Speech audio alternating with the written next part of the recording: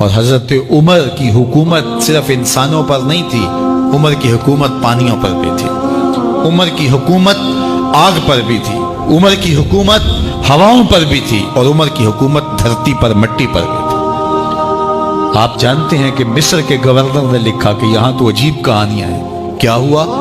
کہا کہ دریائے نیل اتنی دیر تک چلتا نہیں جب تک ایک نوجوان لڑکی کو زیورات سے آراستہ کر کے نیل میں ڈالا جاتا ہے، پھر نیل چلتا ہے، اور یہ برسا برس رسم جاری ہے۔ حضرت عمر کے پاس جب یہ پیغام پہنچتا ہے تو حضرت عمر نیل کو خط لکھ رہے ہیں، بسم اللہ الرحمن الرحیم، مصر کے نیل کے نام عمر کا خط، اور آگے لکھتے ہیں، اے نیل اگر تو اللہ کے حکم سے چلتا ہے تو چل، ورنہ تیری کوئی ضرورت نہیں ہے۔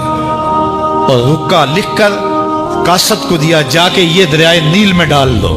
اللہ اکبر، جن کے رکے دریا بھی مانتے ہیں، پانیوں پر بھی حکومت ہے۔ اور نیل میں جب وہ رکا ڈالا گیا، نیل ایسا چلا آج تک کبھی رکا ہی نہیں ہے۔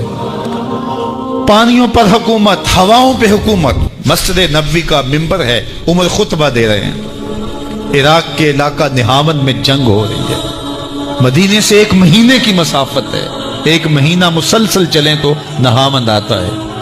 حضرت عمر خطبہ دیتے دیتے درمیان میں جملہ معترضہ کا، یا ساریہ الجبل، اے ساریہ پہاڑ نہ چھوڑنا۔ لوگ حیران ہیں، کیا ماجرا ہوا کہ ہم سے مخاطبہ ہے، ساریہ نہاون میں ہے، اور کہا ساریہ پہاڑ نہ چھوڑنا۔ 1 مہینے کے بعد جب وہاں سے قاصد آیا، اس نے کہا اللہ نے فتح دے دی۔ کہا کیسے؟ کہا پہاڑ کو چھوڑ کر دشمن پر ٹوٹنے لگے تھے، آگے بڑھنے لگے تھے، ان پر حملہ آور ہونے لگے تھے۔ اچانک عمر کی آواز آتی، پہاڑ کو نہیں چھوڑنا، چونکہ اگر ہم پہاڑ کو چھوڑ دیتے دشمن پیچھے سے حملہ آور ہونے کے لیے تیار کھڑا تھا۔ تو کہا بس ہم پہاڑ کو اپنی پشت پہ پھیر رکھا، اور اللہ نے اسی دن ہمیں فتح عطا کر۔ ہوائیں بھی ان کا پیغام پہنچاتی ہیں، پانی بھی ان کا حکم مانتے ہیں۔ اس زمانے میں فائر بریگیڈ سسٹم نہیں تھا، لیکن ایک آگ بڑھتی آ رہی ہے شہر کی طرف۔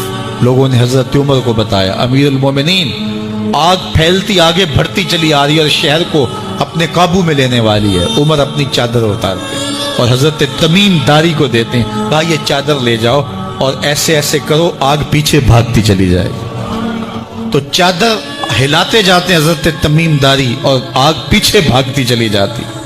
مٹی بھی حکم مانتی ہے۔ ایک لونڈی کھڑی رو رہی ہے راستے میں، کہا تجھے کیا ہوا؟ کہا ٹھوکر لگی، میرا تیل زمین میں بہہ گیا، میری مالکہ بڑی سخت ہے، وہ مجھے کہے گی تم نے یہ کیا کیا۔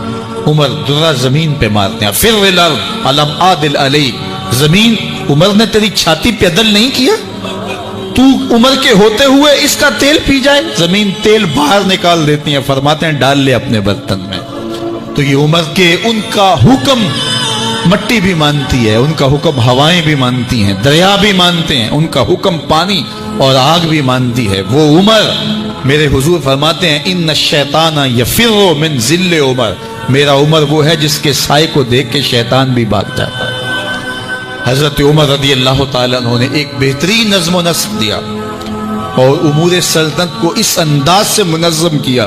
ایک غیر مسلم مفکر کہتا ہے اگر اس امت کو ایک اور عمر مل جاتا پوری دنیا پہ حکومت مسلمانوں کی ہوتی۔ ایک دن حضرت عمر بیٹھ کے رو رہے تھے، تو کسی نے کہا حضرت رو کیوں رہے ہیں؟ فرمایا کہ میں اس لیے رو رہا ہوں کہ فلاں پل سے بکریاں گزری ہیں، تو پل کے اندر شکستگی تھی، ٹوٹا ہوا تھا پل درمیان میں، اس میں ایک بکری کی ٹانگ ٹوٹ گئی ہے، تو میں ڈرتا ہوں کہ میرا رب یہ نہ پوچھے کہ عمر تو نے پل صحیح تعمیر نہیں کروائے تھے کہ ایک بکری کی ٹانگ کیوں ٹوٹی ہے۔ یہ ہیں حضرت عمر رضی اللہ تعالی عنہ۔ اللہ اکبر۔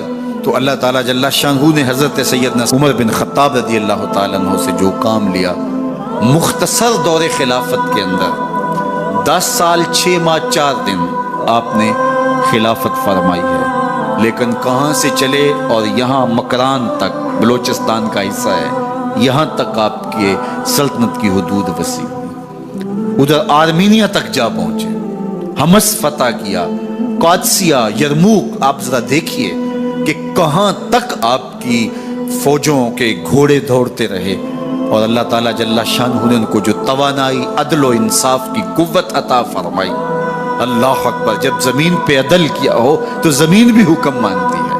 اور حضرت عمر وہ تھے جن کا حکم ہوائیں بھی مانتی تھی، زمین بھی مانتی تھی، جن کا حکم جو ہے وہ آگ بھی تسلیم کرتی تھی اور دریا بھی ان کا حکم مانا کرتے تھے۔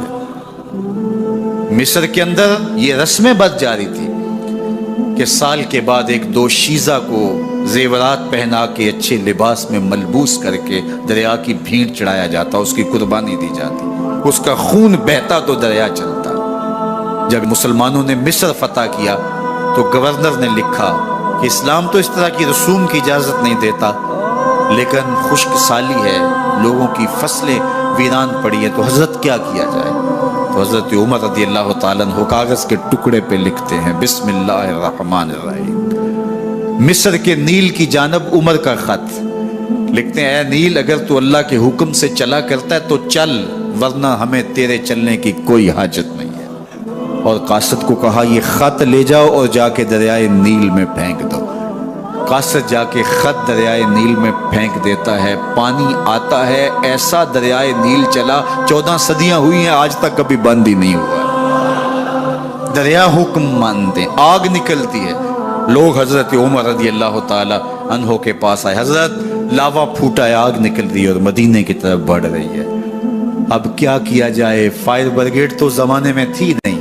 عمر نے اپنی قمیض اتاری، جس قمیض پہ 17 پیوند لگے ہوئے تھے چمڑے کے، کہا یہ قمیض لے جاؤ، جدھر آگ بڑھ رہی ہے آگے ڈھالنا، آگ پیچھے بھاگ جائے۔ زلزلہ آتا ہے تو زمین پہ دھرا مارتے ہیں، زمین رک جا، کیا عمر نے تیری چھاتی پہ عدل نہیں کیا ہے؟ تو یہ عمر ہیں رضی اللہ تعالی عنہ کہ جن کے انصاف کی وجہ سے، جن کے عدل کی وجہ سے اللہ تعالیٰ کی رحمات اور اس کی برکات کا نزول ہوتا تھا، اور اللہ تعالیٰ نے مسلمانوں کو وہ آبرو مند حکومت دی۔ کائنات کی تاریخ کے اندر ایسی حکومت آپ نے نہیں دیکھی ہوگی جو حضرت عمر نے حکومت کی ہے۔ اللہ اکبر۔ فرمایا فرات کے کنارے پہ ایک کتا بھی پیاسا مر گیا تو اس کا حساب بھی عمر سے ہوگا۔ باہر سے سفیر آتا ہے اور آ کے پوچھتا ہے کہ میں امیر المومنین کے، مسلمانوں کے حکمران کے محل میں جانا ہے، تو مسکرا کے کہتے ہیں ہمارے امیر کا تو کوئی محل نہیں ہے۔ کہا کہاں ہے تمہارا امیر؟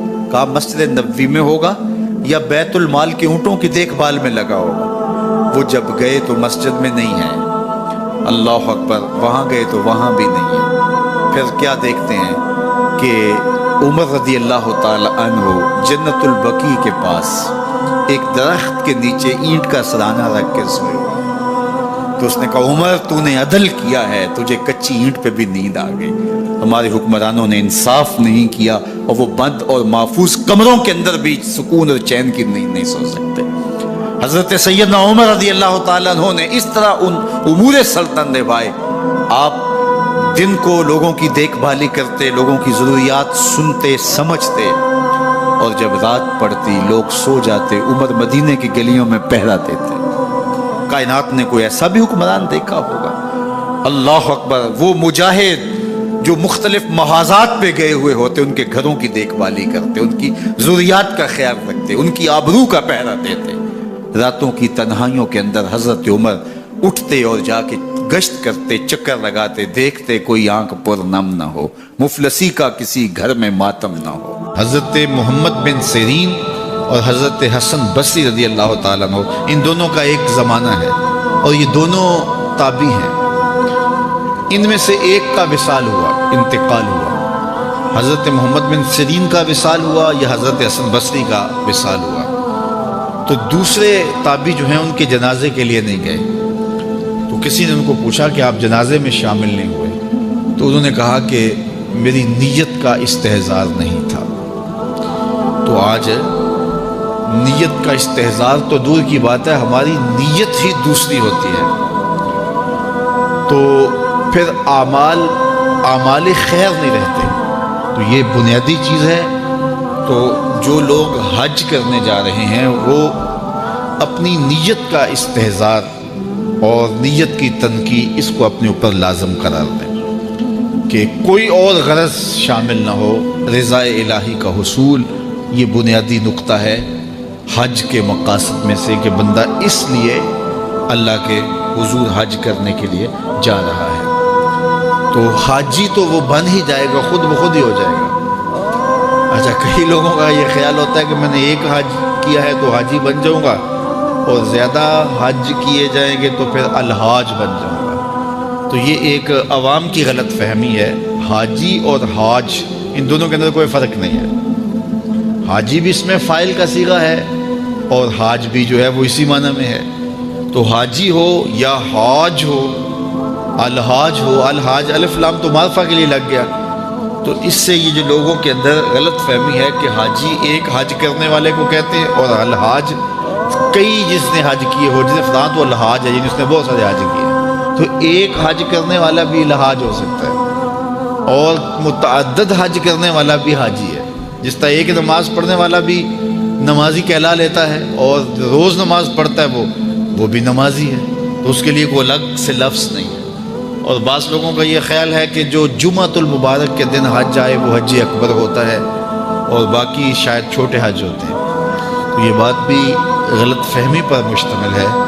جمعۃ المبارک کے دن اگر کوئی حج آ جائے تو ظاہر ہے جمعہ کی برکتیں بھی ساتھ شامل ہوگی، لیکن حج اکبر یا حج اصغر کی یہ تقسیم نہیں ہے۔ عمرے کو حج اصغر کہا گیا ہے، اور جو حج ہے اس کو حج اکبر کہا گیا ہے۔ تو ہر حج یہ حج اکبر ہی ہے، اور حج اصغر العمرہ وہ عمرہ ہے۔ تو یہ دو غلط فہمیاں ہم دور کر لیں کہ ایک تو حاجی اور حاج میں کوئی فرق نہیں ہے۔ حاجی بھی اس میں فاعل کا صیغہ ہے، اور حاج بھی اسی معنی میں ہے۔ تو اگر کسی کو یہ شوق ہو کہ میں نے زیادہ حج کیے تو میں الحاج کہلا لوں گا، تو وہ جناب ایک سے بھی لکھ سکتا ہے۔ اس کو اگر اس لیے جانا ہے تو اتنے پیسے خرچ کرنے کی ضرورت نہیں ہے، وہ ایک حج سے بھی جو ہے وہ الحاج لکھ سکتا ہے۔ تو یہ مقصد نہیں ہے کہ میں حاجی کہلاؤں یا الحاج کہلاؤں۔ اگر یہ مقصد ہو گیا تو پھر یہ ساری کی ہوئی محنت ضائع چلے گی۔ مقصد رضائے الہی کا حصول ہے۔ اللہ تعالیٰ جل شانہ یہ نصیب کرے، اور یہ حج کے بنیادی مقاصد میں سے ایک مقصد ہے کہ اللہ کی رضا کو حاصل کیا جائے۔ فرمایا تمہارے گوشت، تمہارے خون اللہ کو نہیں پہنچتے۔ یہ جو تم قربانیاں ذبح کرتے ہو، نہ تو خون پہنچتا ہے نہ تمہارا گوشت اللہ کو پہنچتا ہے۔ گوشت تم خود کھا جاتے ہو، خون نالیوں میں بہہ جاتا ہے، تو پھر اللہ کو کیا پہنچا؟ نہ تمہارا خون پہنچا، نہ تمہارا گوشت پہنچا، نہ تمہارا پوست پہنچا۔ فرمایا اللہ کو تمہارے دل کا تقویٰ پہنچتا ہے۔ تو یہ نیت کے فرق سے عمل ہوتا ہے، یہ بات ذہن میں رکھیے۔ ہجرت جیسا عمل کتنا بابرکت عمل تھا، کتنا خوبصورت وظیفہ تھا،